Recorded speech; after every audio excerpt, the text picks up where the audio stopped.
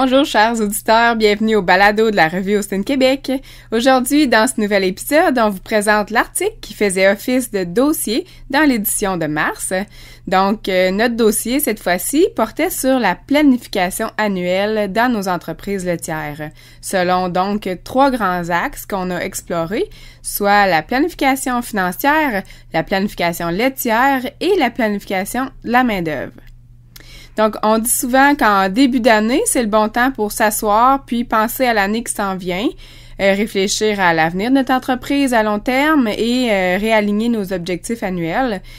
En fait, au moment où l'épisode va sortir, on sera plus à la mi-mai, donc l'année va être déjà bien avancée, mais pourquoi pas réfléchir à nos objectifs pendant que vous êtes en train de herser, de semer ou dans le fond, il n'est jamais trop tôt ou trop tard. Alors, ça peut aussi être un bon moment pour regarder les résultats de mi-année et réajuster le tir pour les 6-7 mois qui restent. Bref, l'important, c'est de prendre quelques instants pour analyser ses performances de la dernière année et tenter de planifier les mois suivants dans le but de répéter les bons coups et ajuster les moins bons. Alors, je vous laisse écouter ce que les intervenants rencontrés avaient à me dire. Là-dessus, je vous dis bon épisode!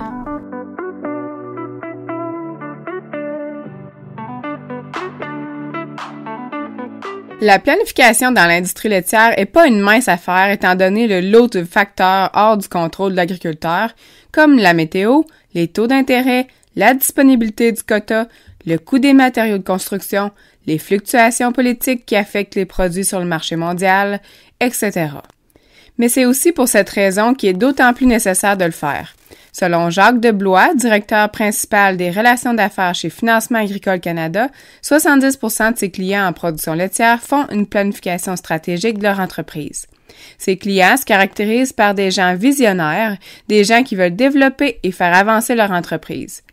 Avec les différents intervenants qui gravitent autour de l'entreprise, il est possible d'établir certaines stratégies pour arriver à planifier en considérant au minimum l'impact de ces facteurs externes. En début d'année, M. Deblois prépare des rendez-vous annuels avec ses clients suite à la réception des états financiers. Il identifie alors des entreprises ayant besoin d'une rencontre plus approfondie, comme celle avec de grands projets ou celle avec une situation financière critique. Lors de ces rencontres, il revient sur la vision de l'entreprise, car celle-ci peut avoir évolué depuis la dernière rencontre. Il est donc important que les propriétaires aient réfléchi à la vision de l'entreprise avant cette rencontre. Ensuite, il accompagne ses clients en soulignant leurs forces et en les motivant à prendre des actions concrètes pour améliorer leurs points faibles. Il ajoute que plus tôt on agit, mieux c'est, et qu'on gagne à être agressif pour trouver des solutions. Il faut surtout pas hésiter à interpeller tous les autres intervenants de la ferme pour que tous avancent dans le même but. Selon Sylvain Morel, agronome et vice-président aux relations d'affaires et développement des marchés agricoles et agroalimentaires chez Desjardins, le budget est un outil pour se fixer des objectifs et ensuite se comparer avec d'autres entreprises de notre taille et notre région. Sans budget, on n'est pas capable de savoir si on s'améliore ou non. Pour ce faire, il est essentiel de le mettre à jour quelques fois par année, surtout si on veut vérifier rapidement l'impact des solutions implantées au fil des mois. Qu'il en soit, en utilisant les données technico-économiques des années précédentes de l'entreprise et en les ajustant au goût du jour, c'est-à-dire avec le prix actuel du lait pour les livraisons, le prix des grains de l'année en cours, etc., tout bon gestionnaire doit être en mesure de monter un budget annuel le plus précis possible. René Gagnon, agronome et directeur principal des relations d'affaires et du développement des marchés agricoles et agroalimentaires chez Desjardins, insiste sur l'importance de la justesse des données du budget. Par exemple, il n'est pas rare que des conseillers en gestion demandent aux producteurs de faire une planification laitière pour avoir une estimation précise des livraisons de lait à venir. Pour des entreprises qui auraient des projets, M. Gagnon conseille de créer un budget partiel par activité ou par investissement. Ça aidera à réfléchir à tout ce que cet investissement rapportera, non seulement au niveau des coûts sauvés ou des revenus engendrés, mais également au niveau humain. Par exemple, si le projet nécessite l'intégration d'une main-d'œuvre supplémentaire sur l'entreprise, ça peut occasionner certainement une dépense, mais ça rapportera des bienfaits sur la santé des gestionnaires. Une décision peut ne pas être totalement rentable, mais au moins elle sera réfléchie et acceptée en toute connaissance de cause. Le budget partiel pourra ensuite être ajouté au budget annuel. Ensuite, à l'aide du budget annuel, on procédera à l'analyse de la sensibilité financière de l'entreprise. C'est-à-dire qu'on fera bouger certains postes de revenus ou de dépenses pour voir jusqu'à quel niveau l'entreprise peut absorber ces variations et rester en bonne posture. Dans le cas de l'emploi d'un ouvrier, par exemple, on calculerait le nombre d'heures maximum hebdomadaires que l'entreprise serait capable de se permettre. Si jamais il apparaît impossible de boucler le budget, Sylvain Morel nous explique 3 options globales qui s'offrent à nous. Première option, l'agriculteur peut décider de vivre avec le fait de faire une perte en fin d'année, dépendamment de où il est dans son cycle de vie d'entreprise et s'il pense se retirer de l'agriculture, il peut accepter cette perte tant qu'il en parle en toute transparence avec ses conseillers. Deuxième option, on cherche à augmenter les revenus ou diminuer les charges. Donc, une multitude de conseillers techniques qui gravitent autour de l'entreprise peuvent aider à trouver des solutions. Il est possible d'organiser des rencontres multidisciplinaires rassemblant ces intervenants autour d'une même table pour y arriver. Pour aller chercher le maximum de l'entreprise, un incontournable est de maximiser la production. C'est certain qu'il faut aller là, insiste M. Morel. Après ça, il y a plusieurs postes de dépenses où on peut chercher des améliorations. Quand on regarde les groupes de tête dans l'industrie laitière, ils sont toujours en train de faire avancer la rentabilité de leur ferme. Fixer le prix des intrants, comme les grains par exemple, peut grandement aider à respecter le budget. Et troisième option, il s'agit de changer la structure de l'entreprise. Un actif acheté il y a quelques années peut ne plus être utile, comme une machinerie par exemple. Aussi, une terre financée il y a 2 ans alors que les taux étaient bas peut être trop lourde à supporter en 2024. Il faut alors se résigner à prendre les grands moyens pour arriver à garder l'entreprise rentable. Sylvain Morel conseille à tout entrepreneur qui arrive en fin d'année financière de commencer à regarder ses chiffres et penser à des options fiscales pour ne pas avoir de mauvaises surprises. Pour lui, le budget de l'année suivante devrait être fait avant même que l'année en cours finisse.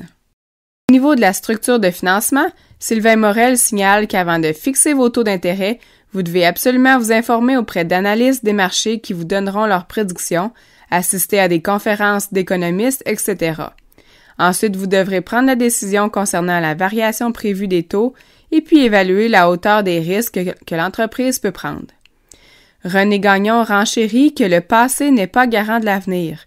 Ces années-ci, il y a beaucoup moins de stabilité dans les taux et plus d'analyse à faire avant de prendre une décision. Maintenant qu'on a parlé de planification financière, on va parler de ce qui influence le plus le budget, la production laitière. Alors parlons planification laitière. Pour le producteur qui veut avoir un meilleur portrait de ses revenus en lait des prochains mois, la planification laitière permet d'optimiser la production laitière tout en restant à l'intérieur des seuils de tolérance prévus. Elle consiste à voir la tendance de la production laitière dans les 6 prochains mois, les quantités de lait et composants produits par le troupeau.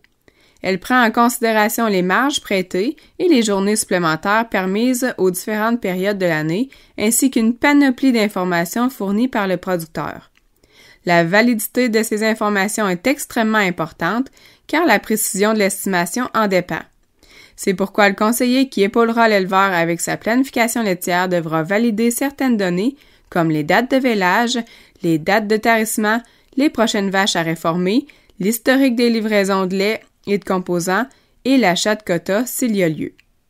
Le nombre de stalles pour les vaches en lactation, le nombre de logettes ou la capacité du robot de traite vont aussi être des éléments à prendre en considération quand viendra le temps d'évaluer une éventuelle entrée ou sortie de vache. Après la planification laitière faite, si vous vous rendez compte que vous ferez trop de lait, donc dans le hors quota, soit un peu ou beaucoup, différentes alternatives plus ou moins drastiques sont envisageables. Par exemple, il y a le tarissement hâtif d'une ou plusieurs vaches, ou la réforme précipitée d'une ou plusieurs vaches, aussi la vente de vaches pour la production, ou la révision de la stratégie alimentaire dans le but de diminuer un peu la production des vaches qui sont rendues en milieu ou en fin de lactation. C'est toutes des options qui sont envisageables. Et finalement, l'achat de quotas est aussi à envisager si la situation se perpétue de mois en mois. Et ça, la planification laitière va vous fournir cette information-là. À l'inverse, quand la planification laitière est complétée, il se peut qu'on se rende compte que le lait va manquer. À ce moment-là, Jennifer Donahue, agronome et conseillère stratégique chez Lactanet, nous indique qu'elle espère idéalement le voir venir d'avance. Ainsi, ça va nous donner plus de temps pour penser aux options. Lorsqu'un troupeau se dirige vers le seuil de tolérance sous les 15 jours de quota, le conseiller en alimentation peut ajuster la stratégie alimentaire pour essayer d'augmenter le lait et les composants produits. Mais alors, Jennifer mentionne qu'il est important de suivre la marge alimentaire et de surveiller si les vaches répondent bien aux changements d'alimentation, car sinon le revenu net ne sera pas plus intéressant. Au niveau du troupeau, si les vaches plus avancées dans leur lactation font encore plus d'1 kg de gras et que l'espace dans l'étable le permet, on peut retarder le moment de la réforme ou décider de traire ces vaches-là plus longtemps plutôt que de les tarir. Tout dépend de la persistance des vaches en question. L'achat d'animaux est une autre option pour pallier le manque de lait à venir. Par contre, il faut faire attention. Selon Jennifer, la planification laitière servira également à voir si le manque de lait est momentané ou si dans les mois suivants, le problème persistera. En achetant une ou plusieurs vaches, le producteur laitier viendra combler un besoin sur plusieurs mois. Par contre, si en achetant ces vaches, on arrive à l'inverse, c'est-à-dire que dans 2-3 mois, on a un surplus de lait, alors il faudra voir à ce moment-là si la réforme de quelques vaches est une solution. Ainsi, le producteur en profite pour aller s'acheter de la nouvelle génétique et éliminer des vaches moins désirables. En le planifiant ainsi, ça va permettre de budgéter ces actions-là dans la planification financière de l'entreprise et d'éviter des mauvaises surprises. D'autres options de régie temporaire peuvent aussi être explorées comme la traite 3 fois par jour et en dernier recours, la vente de quotas peut être une dernière option seulement si l'entreprise se situe sous le seuil de tolérance depuis plusieurs mois. Maintenant, parlons planification de main-d'œuvre. En période morte, c'est le bon moment pour repenser à l'année qui vient de se terminer, également en termes de main-d'œuvre. Voici quelques exemples de questions qu'on peut se poser. Est-ce qu'il y a eu des périodes critiques dans l'année où l'entreprise aurait nécessité du personnel supplémentaire? Est-ce que c'était une situation exceptionnelle ou est-ce que le besoin reviendra année après année? Est-ce qu'il y a des champs d'expertise qui pourraient être optimisés comme dans les champs, auprès du troupeau ou pour la gestion de l'entreprise? Est-ce qu'il y a un projet d'agrandissement à l'horizon qui demandera un surplus de main-d'œuvre? Un achat de terre important qui nécessiterait de plus gros rushs de travaux des champs? Ou du point de vue plus personnel, est-ce que votre vie en général est affectée par un trop-plein de travail? Est-ce que l'humeur des travailleurs a changé? Est-ce que vous êtes débordé et dépassé presque tous les jours et vous manquez de motivation? Est-ce que vous pourriez sauver du temps quelque part pour en récupérer ailleurs? Pierrette Desrosiers, dans l'édition de la revue de mars 2022, mentionnait qu'une entreprise en santé commence par un leader en santé. Si vous avez répondu oui à une des questions précédentes, il est temps d'explorer l'option de l'aide supplémentaire et de le planifier pour l'année qui s'en vient. Les centres d'emploi agricole affiliés à l'UPA et présents dans toutes les régions du Québec disposent de plusieurs services pour accompagner les producteurs agricoles dans le recrutement d'employés et dans la gestion des ressources humaines. Lorsqu'un producteur laitier appelle pour avoir de l'aide, ils établissent d'abord les besoins. Donc, est-ce que c'est un besoin de temps plein, de temps partiel, un besoin saisonnier ou occasionnel? Ensuite, ils peuvent diriger le propriétaire vers le bon type d'employé en fonction de la description de tâche qui a été discutée au préalable. C'est-à-dire, est-ce qu'on veut un gérant, un ouvrier ou un manœuvre? Finalement, les conseillers du Centre d'emploi agricole discutent des conditions salariales pouvant être offertes aux futurs employés. Donc, en fonction de la capacité financière de l'entreprise, il est possible que l'employeur doive adapter ses besoins de main-d'œuvre à la baisse. Les conseillers sont là pour accompagner le producteur et trouver un équilibre entre la capacité financière et les besoins. Donc, c'est ce que Maxime Sauvageau, directeur des ressources humaines et du Centre d'emploi agricole de la Fédération de l'UPA du Centre du Québec, nous mentionne. Selon son expérience, un employé à temps plein devient nécessaire quand le troupeau arrive aux environs de 80 vaches en lactation. En bas de ça, les fermes ont plutôt besoin d'étudiants occasionnels ou d'opérateurs de machinerie de façon saisonnière. Plusieurs programmes de subvention sont disponibles pour aider les agriculteurs à supporter les coûts salariaux. M. Sauvageau indique qu'il y en a tellement qu'il est difficile de ne pas y avoir accès. Par exemple, les employés de 25 ans et moins, des employés de 50 ans et plus, des femmes, des individus sans formation agricole peuvent tous être admissibles à certaines subventions. En plus de l'aide pour le recrutement, le CEA peut accompagner l'employeur dans sa gestion des ressources humaines via le programme Ferme Emploi. Dans ce cas, le programme offre un remboursement régressif du salaire de l'employé, alors que dans d'autres cas, des crédits d'impôt sont offerts. Dans tous les cas, le Centre d'emploi agricole peut épauler les producteurs et planifier avec eux des entrées et des sorties monétaires dans le but d'ajuster le budget annuel de l'entreprise. Parlons maintenant de l'option des travailleurs étrangers temporaires. Dans une étude du groupe AGECO pour Agricarrière sur les conditions de travail des employés d'entreprises laitières, on rapporte que près de 56% des entreprises embauchaient des travailleurs étrangers temporaires en 2021. Si cette option peut sembler intéressante pour l'entreprise, Maxime Sauvageau mentionne qu'il faut s'y prendre un bon 6 mois d'avance. L'emploi de travailleurs étrangers temporaires nécessite un peu plus de travail administratif. On doit demander l'approbation du gouvernement du Québec et du Canada. Il y a plusieurs formulaires à remplir. Une inspection du logement doit avoir lieu pour ne nommer que ceux-là. Le Centre d'emploi agricole peut aider les producteurs pour toutes ces étapes. Pour un producteur qui désire un travailleur pendant toute l'année, il faut savoir qu'une rotation d'environ 8 à 10 mois est nécessaire et donc il faut prévoir l'arrivée du prochain travailleur presque tout de suite après l'arrivée du premier. Il faut passer par le même processus de 6 mois à chaque fois qu'un nouveau travailleur étranger est engagé. Donc, pour une ferme qui désire avoir un travailleur étranger saisonnier, disons d'avril à novembre, il faut commencer les démarches dès le mois d'octobre de l'année précédente. M. Sauvageau fait le point sur le partage d'un employé entre fermes avoisinantes. Légalement parlant, la loi ne le permet pas de faire le partage de travailleurs étrangers, mais c'est totalement possible de le faire avec des travailleurs du Québec. Donc, ça peut être une belle alternative dans le cas d'un congé parental ou de besoins occasionnels, par exemple, et même, pourquoi pas le faire tout au long de l'année quand le partage est bien planifié. Dans le cas de remplacement occasionnel, des étudiants peuvent être une bonne alternative.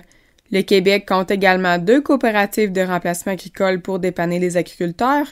Donc, dans le centre du Québec, il y a la Halte et au Saguenay-Lac-Saint-Jean, il y a le Relais. Moyennant une adhésion annuelle, les membres de ces 2 coopératives peuvent avoir accès à un agent de remplacement pour leurs besoins. Sinon, dans certaines régions du Québec, il est également possible d'avoir accès à une branche d'une CUMA qui est dédiée à de la main-d'œuvre agricole. Un autre point à considérer dans la planification annuelle des employés, c'est qu'il ne faut pas penser que l'employé est tout de suite rentabilisé dès son embauche. Il faut prévoir du temps pour sa formation, pour lui montrer les tâches à faire et valider qu'il les fait bien. Selon la nature des tâches qu'il a à accomplir, cela peut prendre jusqu'à 1 an avant qu'il ait tout vu. Dès l'intégration, l'employeur doit être disponible pour offrir un bel accueil à l'employé qui se sentira bien dans ce nouvel environnement et aura envie d'y travailler jour après jour. Qu'une entreprise ait besoin d'un employé occasionnel ou temps plein, une bonne discussion entre les gestionnaires puis une planification annuelle des besoins permettront de ne pas faire face à des situations de surcharge de travail qui peuvent avoir de lourdes conséquences à long terme. De nos jours, la main-d'œuvre doit être vue comme un investissement et non comme une simple dépense d'entreprise. En terminant, il ne faut pas hésiter à se demander ce qui pourrait nous rendre heureux dans notre travail quotidien à la ferme. N'est-il pas plaisant de se réveiller tous les matins en ayant des objectifs précis à accomplir? Les intervenants de tous les milieux agricoles ne cherchent qu'à conseiller et aider les producteurs laitiers à mieux performer et repousser leurs limites. Alors on serait fou de s'en passer!